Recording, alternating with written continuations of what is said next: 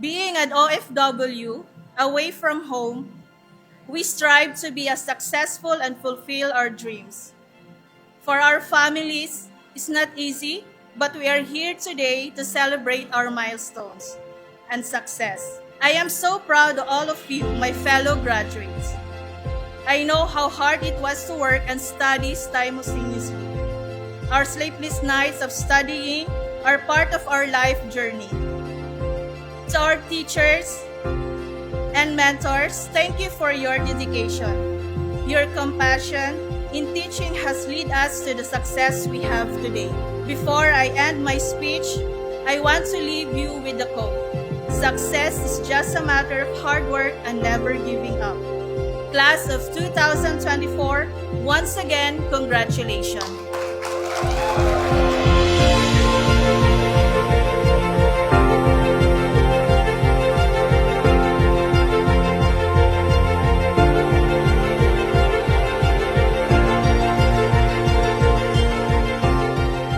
Very happy po. Actually, speechless kasi syempre pumunta tayo dito sa Dubai para mag-work. But then, meron pa pala hindi lang para magtrabaho kundi ma-upgrade yung sarili natin. Makamit natin yung mga dreams natin like this.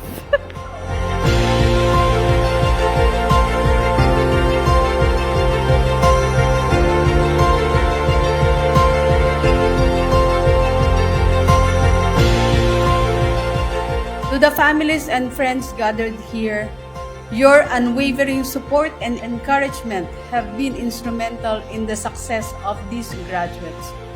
Your presence today is a reflection of the love and pride you feel for each and every one of them. Thank you for entrusting us with their education and for joining us in celebrating this significant milestone.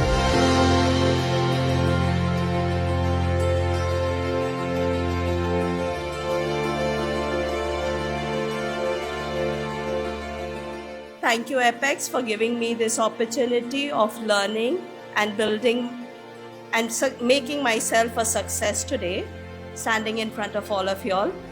Thank you to the Castillo family. Thank you to Chef Nell, Chef Joanne, and not forgetting my partner in crime, Chef Helder, and all the baristas and the bakers sitting out there. Thank you so much. Have a great day. Congrats to all of y'all guys.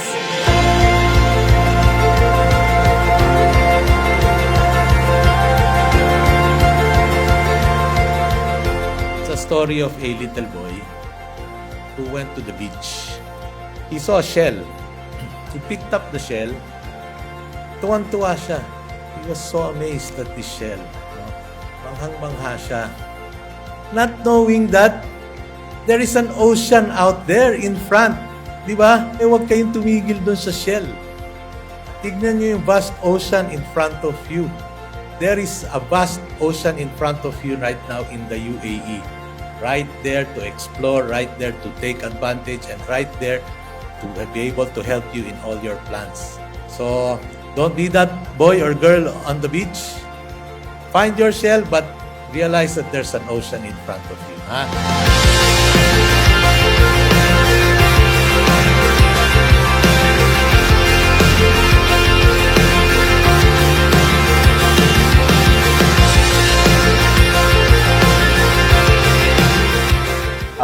Napakasaya po at isa sa mga pangarap ko na hindi ko nagawa sa Pinas, nabigyan ako ng opportunity rito para maka-graduate at magkaroon ng diploma na ganito. So, sobrang saya, sobrang blessed.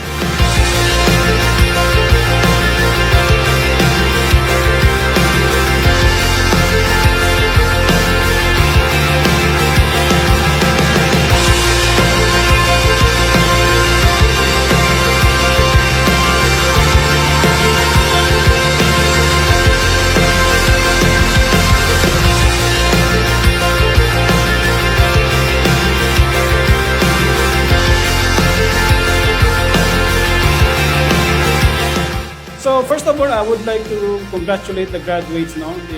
Congratulations on your hard work, countless of hours na dedicated para makuha niyo itong certificate ninyo.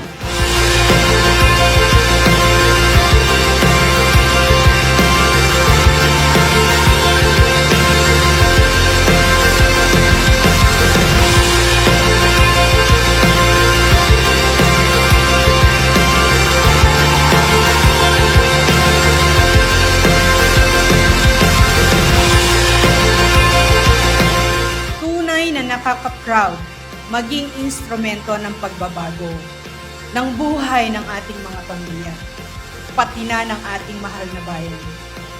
Kayo ang star ng ating recognition sa araw na ito. At tanggapin ninyo ang aming munting nakayanan mula sa kaibuturan ng aming mga puso. Mabuhay kayong lahat!